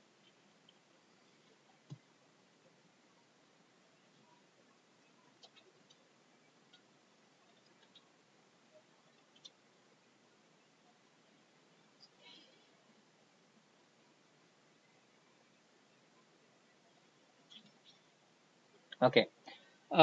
Sambil kita menunggu teman yang punya modul untuk ini ya, untuk menjawab pertanyaan saya tadi. Nah, ini piutang ini perlu di-manage. Kenapa? Karena dari piutang lah perusahaan itu bisa mendapatkan dana ya. Nah, sekarang kadang-kadang begini ya, kita tahu bahwa kondisi pasar itu cukup complicated ya, cukup rumit ya. Kompleks sekali kondisinya sehingga pada saat kita memasuki pasar kemudian kita lihat banyak pesaing-pesaing dari perusahaan ya. Salah satu cara untuk menarik perhatian konsumen itu supaya konsumen atau pelanggan untuk mau membeli produk kita adalah dengan memberikan apa? Dengan memberikan kredit. Kredit artinya kasih mereka berhutang ya. Membeli produk kita dengan cara berhutang ya.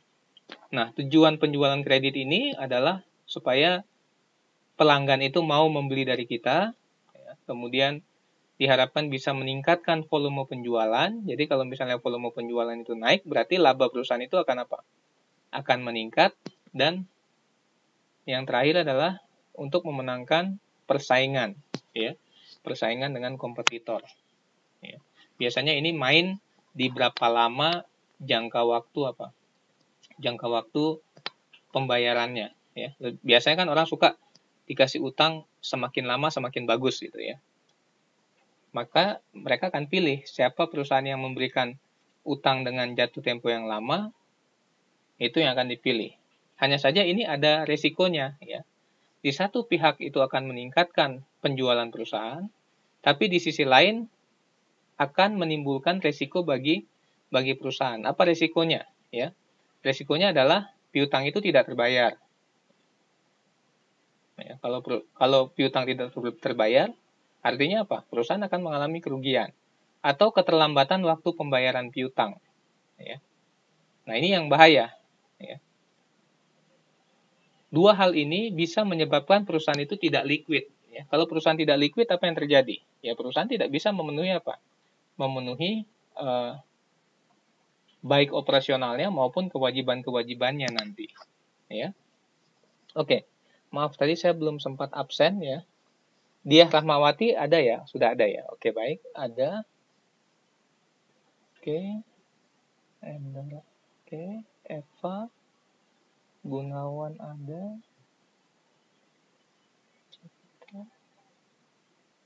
Ika Septiana. Wiana.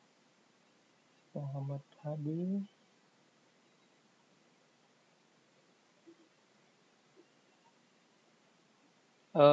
Mbak Mutiana Susanti ada?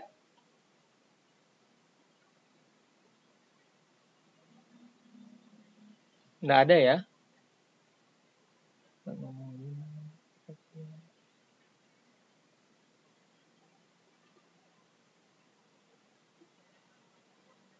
Mbak Paijah ada?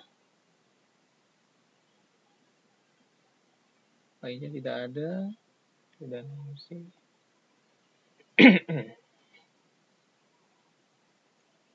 Siti Komaida. Oke, baik. Oke, kita lanjutkan kembali ya. Nah, itu resikonya ya, itu resikonya. Faktor-faktor yang mempengaruhi besar kecilnya piutang ya. Yang pertama adalah volume penjualan kredit. Semakin banyak penjualan kredit yang kita berikan, maka piutang itu akan semakin apa? Akan semakin besar ya. Makanya perusahaan itu harus berhati-hati pada saat apa? Mereka memutuskan untuk memberikan penjualan apa? Kredit ya. Nah, ini ada dua alternatif sebenarnya kalau mereka melakukan penjualan kredit. Yang pertama adalah mereka bisa melakukan penjualan kredit dengan ketat ya atau dengan lunak. Dengan ketat artinya perusahaan itu sangat selektif dalam memilih apa? Dalam memilih customer-nya ya. Kalau dengan lunak berarti perusahaan itu lebih longgar sedikit apa namanya? Lebih longgar sedikit pada saat mereka memilih apa? Pada saat mereka memilih siapa saja pelanggan yang bisa melakukan pembelian kredit ya. Nah, biasanya kita buat ketentuan untuk pembatasan kredit ya. Ini yang kita lakukan adalah untuk memperkecil risiko supaya kredit itu bisa tertagih. Yang kita lakukan adalah kita akan selektif dalam apa? Selektif dalam memilih ya siapa saja yang layak untuk mendapatkan kredit ya. Kita utamakan kualitasnya bukan apa? Kuantitasnya ya. Kemudian kita tentukan plafon kreditnya. Jadi ada batasan ya. Tentukan customer itu bisa beli dengan batasan tertentu ya. Dengan batasan tertentu. Ini sama aja kalau kayak kita mau kasih pinjam duit ke orang ya. Kita kadang-kadang menentukan apa? Batasan. Oke, saya mau memberikan pinjaman kepada teman saya asal satu ya. Teman saya itu saya tahu track record-nya bagus, artinya kalau minjem selalu balikin ya, selalu bayar kembali. Kemudian yang saya pinjam ya, yang saya pinjamkan saya hanya meminjamkan hanya sampai dalam jumlah tertentu saja ya. Tidak semua gaji saya misalnya saya berikan ya. Oke, selanjutnya kebijakan dalam pengumpulan piutang ya. Ada kebijakan pengumpulan piutang secara aktif. Ada pengumpulan piutang secara pasif. Nah, pengumpulan piutang secara aktif ini biasanya lebih tinggi biayanya ya, karena biasanya membayar tukang tagih lebih banyak ya, kolektornya lebih banyak ya. Kemudian kita juga bisa menggunakan apa? Diskon ya, seperti yang saya sudah terangkan tadi, diskon itu membantu untuk apa? Membantu untuk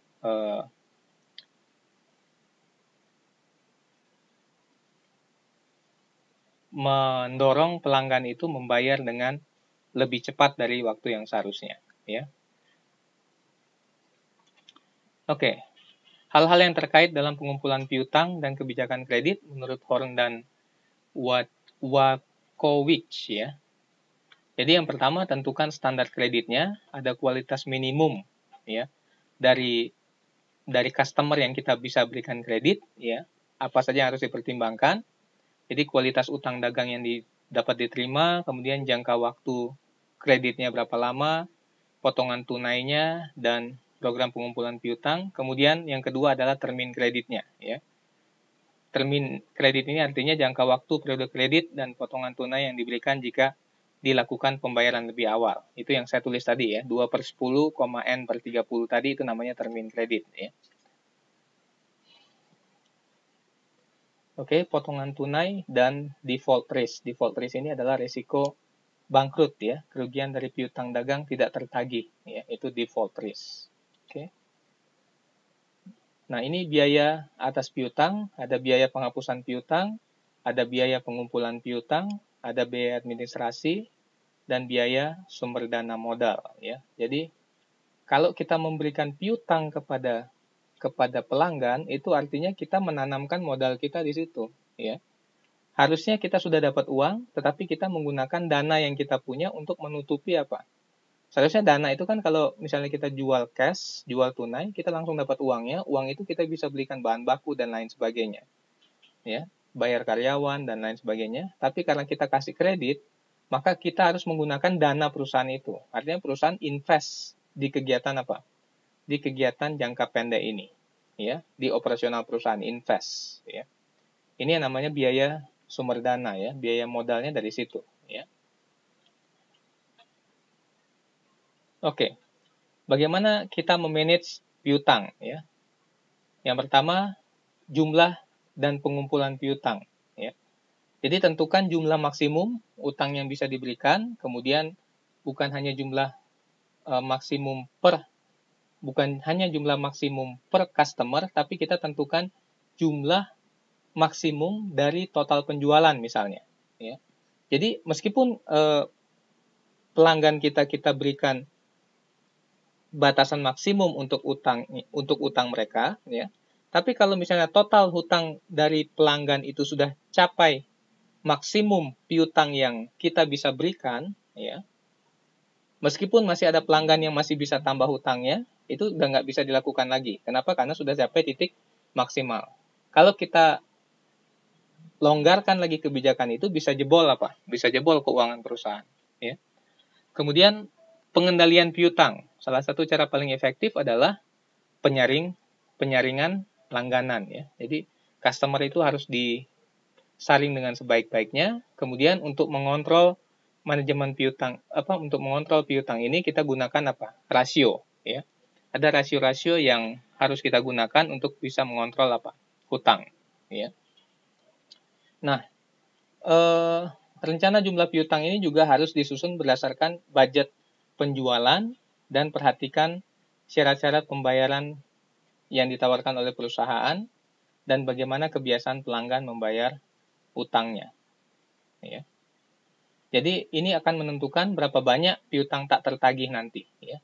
Semakin baik rencana yang kita buat, semakin apa? Semakin kecil piutang tidak tertagihnya nanti, ya. Oke, Anda bisa baca nanti ini. Ini adalah bagaimana kita mengendalikan piutang, ya. Saring pelanggan artinya kita pilih pelanggan itu dengan sebaik-baiknya. Kemudian resiko kreditnya juga kita tentukan. Berapa potongan-potongannya kita harus apa? Jadi diskon itu harus kita tentukan juga, ya. Kemudian administrasi kredit dan ketentuan-ketentuan dalam menghadapi penunggak itu juga kita harus apa? Tentukan juga, ya. Nah, untuk penilaian terhadap calon pembeli, ya, ini 5C namanya, ya. 5C yang harus kita perhatikan. Kalau Anda nanti kerja di bank, ya, Anda akan dapat ini, ya. Bagaimana caranya memilih nasabah yang layak untuk diberikan kredit, ya. Perhatikan 5 hal ini, ya. Karakternya, kapasitinya, kemudian capitalnya, kolateralnya, dan conditionnya. Karakter ini adalah bagaimana sifat atau sikap dari pelanggan tersebut, ya. Apakah dia jujur dan tanggung jawab, ya, untuk memenuhi kewajibannya. Kemudian capacity itu adalah kemampuan untuk membayar hutangnya. bisa dilihat dari aset dari pelanggan tersebut, ya, aset dan jumlah utangnya, ya. Jadi kita belajar yang lalu tentang rasio keuangan, ya. Salah satu melihat apakah dia berisiko atau tidak adalah lihat, ya, berapa total hutang terhadap aktivanya, ya. Semakin tinggi total hutang, rasio total hutang terhadap aktivanya, maka semakin berisiko dia, ya. Kapasitasnya jadi lebih kecil dia. Kemudian capital itu adalah modal yang dimiliki dari apa? Pelanggan tersebut, ya.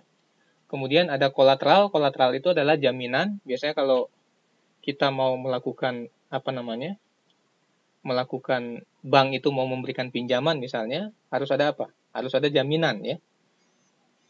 Untuk apa jaminan tersebut? Supaya jaminan itu kalau misalnya pelanggan itu atau nasabah itu tidak bayar, maka jaminan itu yang akan digunakan untuk membayar apa? Piutangnya, ya. Dan terakhir adalah condition. Condition ini adalah lihat kondisi perekonomian secara umum, ya. Oke, sampai di sini ada pertanyaan? Ya. Langkah-langkah penentuan risiko kredit, ya. Jadi tentukan berapa kredit tidak tertagih yang kita bisa toleransi, ya. Jadi setelah kita tentukan misalnya sekian persen dari penjualan, kita harus tetap apa? Strict dengan kebijakan yang kita buat. Kemudian kita harus lihat apa? Berapa perputaran piutang, ya. Ini adalah account receivable turnover. Perputaran piutang ini merupakan periode waktu terikatnya dana pada piutang, ya. Semakin banyak perputaran piutang itu dalam 1 tahun, itu artinya jangka waktu piutang itu lebih pendek dan itu lebih bagus, ya. Artinya itu lebih banyak yang bisa tertagih, ya. Semakin tinggi tingkat perputaran piutang itu semakin baik. Itu yang kita pelajari pertemuan yang lalu, ya. Oke. Ini rumus untuk rata-rata pengumpulan piutang, ya. Oke, saya rasa. Jadi hal yang perlu kita perhatikan lagi adalah usahakan pada saat kita mengkoleksi piutang, ya, koleksi itu artinya menagih, ya, menagih piutang itu lebih cepat daripada waktu piutang yang telah ditetapkan, ya. Jadi kapan kita dikatakan efisien dalam mengelola piutang kita? Kita dikatakan atau perusahaan itu dikatakan efisien dalam mengelola piutang pada saat rata-rata penagihan itu waktunya lebih pendek daripada jangka waktu atau jatuh tempo yang ditentukan, ya. Dikatakan inefisien kalau pengumpulan atau penagihan piutang itu waktunya lebih lama daripada waktu yang sudah ditetapkan. Oke, sampai di sini ada pertanyaan? Mudah-mudahan minggu depan sudah ada semua modulnya, ya. Saya rasa sudah dikirim semua modulnya, karena kalau modul yang dikirimkan ke saya itu mereka sudah kirimkan, artinya modul yang lain juga sudah tiba, ya. Saya rasa samaan ininya, waktu pengirimannya. Oke, ada pertanyaan? Nggak ada, Pak. Oke, baik. Jadi kita akan ketemu lagi tanggal 4, ya. Iya, Pak. Malam minggu, ya. Oke, malam minggu, jadi tolong waktunya sama kan? 9 sampai jam 2. Hah? Bapak yang bener aja. Oh, oke. Sampai jam 12 nggak Loh, apa-apa, ini Pak. kan malam minggu. Kan malam minggu biasanya kan malam panjang katanya. Lebih panjang dari hari-hari biasa gitu kan. Jadi kita bikin 2 kali aja gitu. Manut aja, Pak. Jomblo bebas, Pak. Dua masuk. Jomblo bebas, Pak. Oke, Mas. Iya, oke. Ya, oke lah. Nanti kita belajar seefisien mungkin lah. Oke, baik. Terima kasih ya atas nama virus corona. Minta maaf ini modul belum sampai-sampai, ya.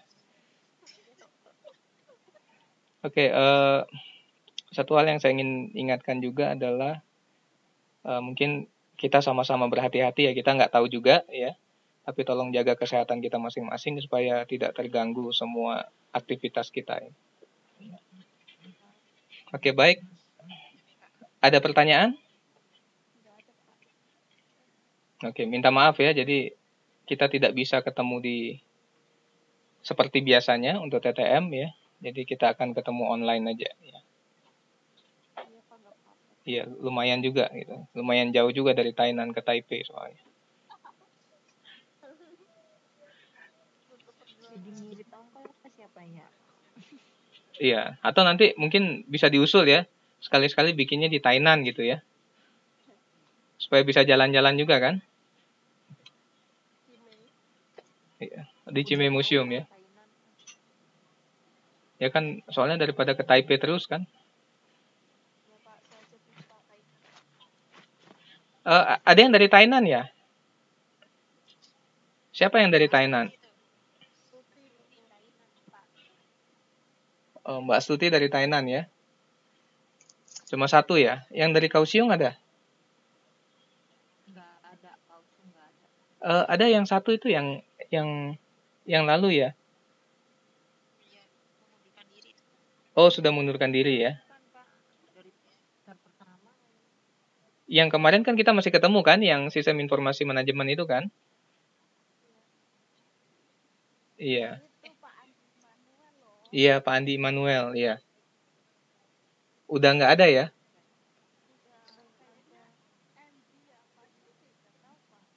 Oh, ambil cuti ya. Oke. Iya, soalnya saya cari namanya nggak ada gitu. Tapi ini lebih banyak dari yang lalu ya. Yang semester. Lebih sedikit, Pak. Lebih sedikit. Pak, dulu masih 30-an kan? Nggak yang kemarin yang kelas sistem informasi manajemen nggak sebanyak ini kayaknya. Lebih banyak, Pak. Lebih banyak ya? Lebih banyak, Pak. Ini berkurangnya banyak. Ini kurangnya banyak. Oh ya, oke lah kalau gitu. Oke, baik. Ada pertanyaan? Oke, kita akan diskusikan apa yang jadi pertanyaan selama beberapa pertemuan ini. Nanti kita diskusikan di tanggal 4 ya. Jadi lebih pada diskusi nanti tanggal 4 itu ya, untuk menutupi modul-modul yang sudah lewat kemarin ini. Iya, Pak. Hitung-hitungan aja, Pak. Hitung-hitungan yang sahabat. Iya, nanti ditanyain aja ya, mana Informatif itu, Pak. ya, Tes formatif, Pak, yang ngitung itu, Pak. Oke, mana yang kurang jelas nanti kita ditanyakan supaya nanti kita diskusikan nanti. Ya. Iya, selain saya akan membuat ya model kuis lah gitu. Model kuis yang jawab di Google apa namanya? Saya akan kasih formnya, langsung dapat hasilnya itu. Seperti yang lalu gitu. Kan enak gitu. Nggak penasaran jadinya.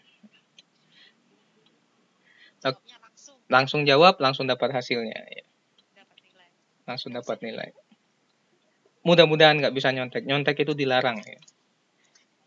Nyontek itu dosa katanya, kalau ketahuan. Ya.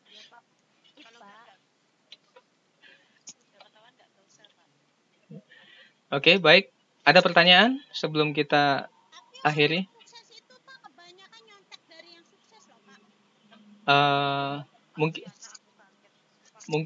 Mungkin istilahnya bukan nyontek dia, mengikuti gitu ya. Meniru kan beda dengan nyontek. Gitu. Sama aja kok menjiplak cara kerjanya orang yang sudah sukses kan kok belajar itu. Iya. Jadinya itu kecipratannya itu berhasil juga kan Pak? Betul gitu. Betul juga gitu. Tapi kan perbedaannya adalah kalau nyontek itu ada aturannya tidak boleh. Gitu. Tapi kalau kita meniru kesuksesan orang lain itu lebih cenderung ke belajar bukan nyontek dia. Lebih cenderung kan dia belajar jadinya. Mempelajari gitu dengan mengikuti apa langkah-langkah yang dilakukan oleh orang sukses tersebut kan. Nah, kalau nyontek udah dibuat ketentuannya tidak boleh melihat gitu. Atau bertanya pada teman, ya ada larangannya, dilanggar gitu. Makanya itu dikategorikan dosa gitu. Melanggar larangan gitu. Ya, melanggar larangannya. Cuma N-nya kecil di situ. Oke, ada pertanyaan? Nggak ada pertanyaan ya. Ini kalau modulnya nggak datang sampai 1 semester, nggak ada pertanyaan sampai selama 1 semester ini. Oke, baik. Kalau tidak ada pertanyaan, terima kasih ya. Sampai ketemu lagi malam minggu ya. Malam minggu tanggal 4. Oke, terima kasih. Selamat malam. Malam. Oke.